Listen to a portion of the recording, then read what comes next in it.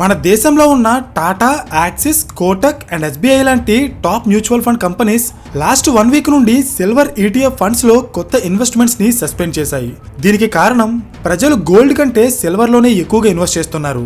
Investors seeking to invest in precious metals are increasingly turning to silver rather than gold. Tata Silver ETF Fund of Funds. It has suspended fresh investment in the fund.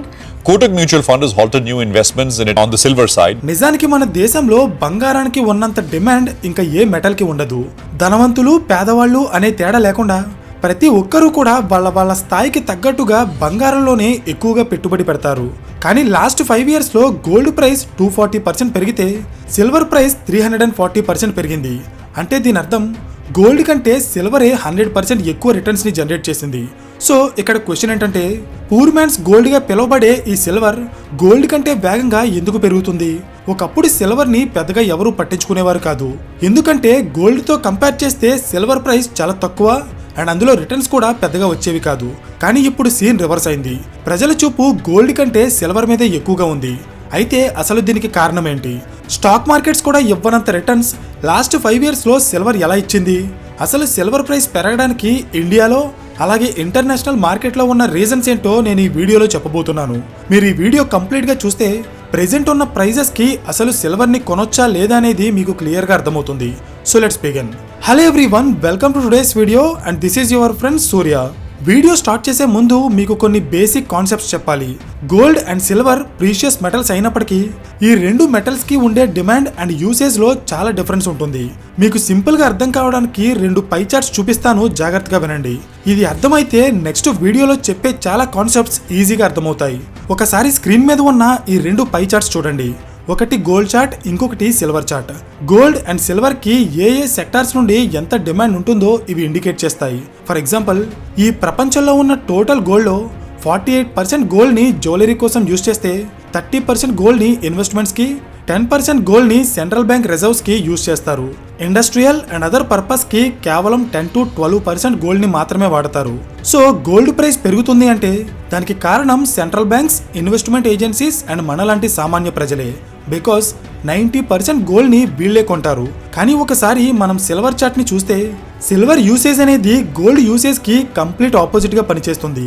90% gold ని jewellery and investments రూపంలో వాడితే silver ని కేవలం 25 to 30% మాత్రమే jewellery and investments రూపంలో వాడతారు.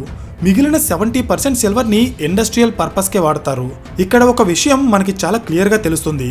Silver యొక్క ధరని డిసైడ్ చేసేది ఇన్వెస్ట్మెంట్స్ కాదు, ఇండస్ట్రియల్ డిమాండ్. అంటే ఎవరో సిల్వర్ లో ఇన్వెస్ట్ చేస్తేనో లేక సిల్వర్ జ్యువెలరీని కొనుక్కుంటేనో సిల్వర్ ధర పెరగదు. ఇండస్ట్రియల్ డిమాండ్ పెరిగినప్పుడు మాత్రమే సిల్వర్ ప్రైజెస్ ఎక్కువగా పెరుగుతాయి. సో ఈ కాన్సెప్ట్ మీకు క్లియర్ గా అర్థమైంది కదా? అయితే ఇప్పుడు సడన్ గా ఈ ఇండస్ట్రియల్ డిమాండ్ ఎందుకు పెరిగింది? అసలు నిజంగా డిమాండ్ పెరగడం వల్లే సిల్వర్ ప్రైజెస్ పెరుగుతున్నాయా లేక ఇంకా ఏమైనా రీజన్స్ ఉన్నాయా అనేది ఇప్పుడు చూద్దాం. లాస్ట్ 5 years లో సిల్వర్ ప్రైజెస్ చాలా ఎక్కువగా పెరిగాయి. గోల్డ్ అండ్ సిల్వర్ అనే కాదు, ఏ వస్తువుకైనా సడన్ గా ప్రైస్ పెరుగుతుంది అంటే బేసిక్ గా దానికి 2 రీజన్స్ ఉంటాయి. ఒకటి, సడన్ గా ఆ ప్రొడక్ట్ కి డిమాండ్ అయినా పెరగాలి, లేదా అప్పటి వరకు ఉన్న సప్లైలో ఏదైనా షార్టేజ్ అయినా రావాలి. డిమాండ్ పెరిగినా సప్లై తగ్గినా ఆ వస్తువు యొక్క ధర పెరిగిపోతుంది. అయితే సిల్వర్ విషయంలో ఈ 2 జరుగుతున్నాయి. ఒకవైపు డిమాండ్ పెరిగిపోతుంది, మరొక వైపు సప్లై తగ్గిపోతుంది. డిమాండ్ పెరగడానికి చాలా రీజన్స్ ఉంటాయి, కానీ సప్లై తగ్గడానికి ఉన్న ఒకే ఒక్క reason mining. Iron and gold ని మైనింగ్ చేసినట్టు సిల్వర్ ని డైరెక్ట్ గా మైనింగ్ చేసి తీయరు. కాపర్, లెడ్ అండ్ జింక్ లాంటి వేరే మెటల్స్ ని మైనింగ్ చేసినప్పుడు సిల్వర్ ఒక బై ప్రొడక్ట్ గా దాని నుండి బయటకు వస్తుంది. ఈ ప్రపంచంలో ఉన్న మెజారిటీ సిల్వర్ ఇలా వచ్చింది. అయితే రీసెంట్ గా అమెరికన్ జియోలాజికల్ సర్వే పబ్లిష్ చేసిన ఒక రిపోర్ట్ ప్రకారం లాస్ట్ 10 years లో సిల్వర్ ప్రొడక్షన్ అనేది 30% తగ్గిపోయింది. అంటే ఎప్పటిలాగే మైనింగ్ చేస్తున్నా కూడా 10 ఏళ్ల ముందు ప్రొడ్యూస్ అయిన సిల్వర్ కంటే ఇప్పుడు సిల్వర్ క్వాంటిటీ 30% తగ్గిపోయింది. సో నేను ఆల్రెడీ చెప్పినట్టే, ఎప్పుడైతే సప్లై తగ్గిపోతుందో అప్పుడు ఆ ప్రొడక్ట్ యొక్క కాస్ట్ పెరిగిపోతుంది. ఇప్పుడు సిల్వర్ ప్రైజెస్ పెరగడానికి ఇదే ఒక బేస్ పాయింట్. దీనికి తోడు రీసెంట్ గా సిల్వర్ కి విపరీతంగా డిమాండ్ క్రియేట్ అయింది. దీనికి రీజన్ ఏంటో మీకు అర్థం కావాలంటే ముందు సిల్వర్ ని ఏ ఇండస్ట్రీస్ లో ఎక్కువగా వాడతారో మీకు తెలియాలి. సిల్వర్ ని అత్యధికంగా యూజ్ చేసే industry solar energy. Global production లో దాదాపు 33% సిల్వర్ ని ఈ సెక్టార్ లోనే యూజ్ చేస్తారు. ఎలా అంటే సోలార్ ప్యానెల్స్ లో ఉండే photovoltaic cells conductive paste and conductive మెటీరియల్స్లో సిల్వర్ని చాలా ఎక్కువగా యూజ్ చేస్తారు. ఎందుకంటే సిల్వర్కి హై కండక్టివిటీ ఉంటుంది. కాపర్ అండ్ అల్యూమినియంతో పోలిస్తే సిల్వర్ ఎలక్ట్రిసిటీని ఎఫిషియెంట్గా పాస్ చేస్తుంది.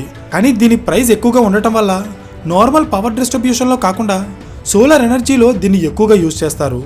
రీసెంట్గా ప్రపంచ దేశాలు అన్నీ కూడా పొల్యూషన్ని తగ్గించుకుని ఎన్వైరన్మెంటల్ ఫ్రెండ్లీగా మారడానికి ట్రై చేస్తున్నాయి. ఇందులో భాగంగానే చాలా దేశాలు థర్మల్ ఎనర్జీని తగ్గించి సోలార్ వైపు షిఫ్ట్ అవుతున్నాయి. సోలార్ ఎనర్జీ కావాలంటే దానికి కోట్లలో సోలార్ ప్యానల్స్ ఇన్స్టాల్ చేయాలి. ఈ ప్యానల్స్ తయారు చేయడానికి కావాల్సిన ఒక ఇంపార్టెంట్ మెటల్ సిల్వర్. అందుకే లాస్ట్ 10 yearsలో సిల్వర్ డిమాండ్ ఇంతలా పెరుగుతుంది. నెక్స్ట్, సోలార్ తర్వాత సిల్వర్ని అత్యధికంగా యూజ్ చేసే ఇండస్ట్రీ ఎలక్ట్రానిక్స్. గ్లోబల్ సిల్వర్ ప్రొడక్షన్లో దాదాపు 27% సిల్వర్ని ఈ ఇండస్ట్రీలోనే యూజ్ చేస్తారు. సింపుల్గా చెప్పాలంటే మనం డైలీ యూజ్ చేస్తున్న smart phones, tabs and laptops లాంటి ఎలక్ట్రానిక్ డివైజెస్తో పాటు telecom infrastructure, AI servers and semiconductor chips లాంటి దాదాపు అన్ని రకాల టెక్నాలజీ ఇన్ఫ్రాస్ట్రక్చర్లో సిల్వర్ని యూజ్ చేస్తారు. అంతేకాదు ప్రెజెంట్ ఏఐ టెక్నాలజీ బాగా అడ్వాన్స్ అవ్వడం వల్ల దానికి కావాల్సిన డేటా సెంటర్స్ని నిర్మించడానికి కూడా ఈ సిల్వర్ చాలా అవసరం పడుతుంది.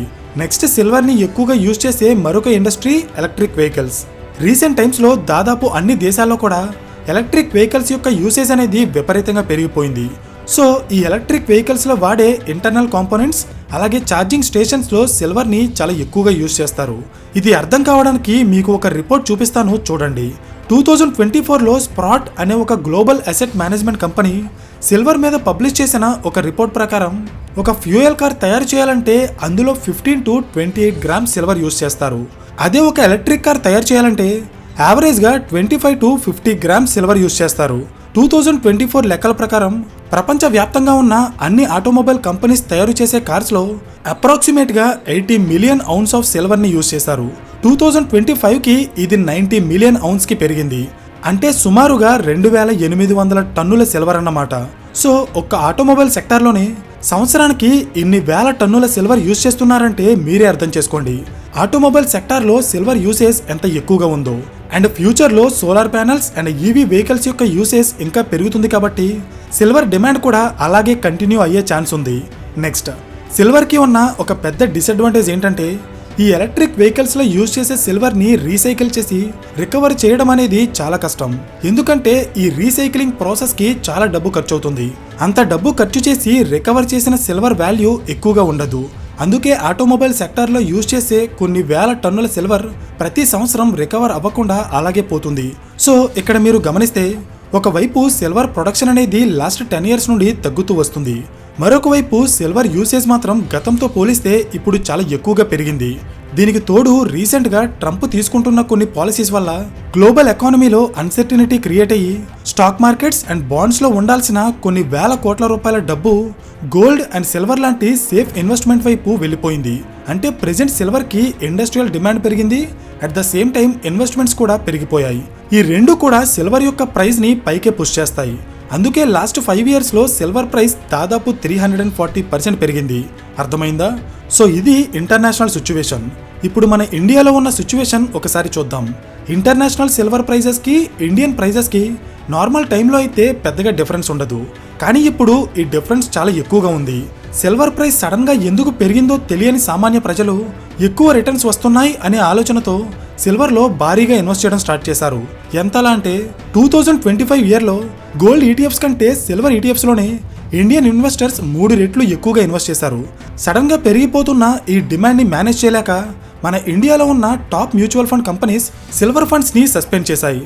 ఫర్ ఎగ్జాంపుల్ టాటా కంపెనీ వాళ్ళ సిల్వర్ ఈటీఎఫ్లో సడన్గా పెరిగిన డిమాండ్ని మేనేజ్ చేయలేక కొన్ని రోజుల పాటు కొత్త ఇన్వెస్ట్మెంట్స్ని సస్పెండ్ చేస్తున్నట్టు అనౌన్స్ చేసింది. కేవలం టాటా కంపెనీ మాత్రమే కాదు, axis mutual fund, Kotak AMC, UTI AMC and SBI mutual fund కూడా వాళ్ళ సిల్వర్ ఫండ్స్ని టెంపరీగా సస్పెండ్ చేశాయి. సో ఇక్కడ ప్రాబ్లం ఏమవుతుందంటే ఇండియాలో సడన్గా సిల్వర్ ఇన్వెస్ట్మెంట్స్ పెరిగిపోవడం వల్ల ఇంటర్నేషనల్ మార్కెట్ కంటే ఇండియన్ మార్కెట్లో సిల్వర్ ప్రైస్ ఎక్కువగా ట్రేడ్ అవుతుంది. ఫర్ ఎగ్జాంపుల్ ప్రెజెంట్ ఇంటర్నేషనల్ మార్కెట్లో కేజీ సిల్వర్ 150,000 దగ్గర ట్రేడ్ అవుతుంటే ఇండియాలో ఉన్న డిమాండ్కి ఇక్కడ సిల్వర్ ప్రైస్ 2 లక్షలు దాటేసింది. అంటే ఇంటర్నేషనల్ మార్కెట్ కంటే ఇండియాలో సిల్వర్ ప్రైస్ 50,000 రూపాయల ప్రీమియంలో ట్రేడ్ అవుతుంది. ఇంత ప్రీమియం ప్రైస్లో ఇన్వెస్ట్ చేయడం అనేది చాలా కష్టం. అందుకే ఈ మ్యూచువల్ ఫండ్ కంపెనీస్ వాళ్ళ ఫండ్స్ ని టెంపరీగా సస్పెండ్ చేస్తున్నాయి. అర్థమైందా? రీసెంట్ గా యాక్సిస్ మ్యూచువల్ ఫండ్ పబ్లిష్ చేసిన ఒక రిపోర్ట్ ప్రకారం 2025 ఇయర్లో మన దేశంలో ఉన్న ప్రజలు సిల్వర్ ఫండ్స్ లో ఇన్వెస్ట్ చేసిన డబ్బు యొక్క విలువ $40 బిలియన్ కి రీచ్ అయింది. అంటే దాదాపు 3,50,000 కోట్ల రూపాయలు. ఇంత భారీ మొత్తంలో ఇన్వెస్ట్ చేశారంటే మీరే అర్థం చేసుకోండి ఇండియాలో సిల్వర్ డిమాండ్ ఎలా ఉందో.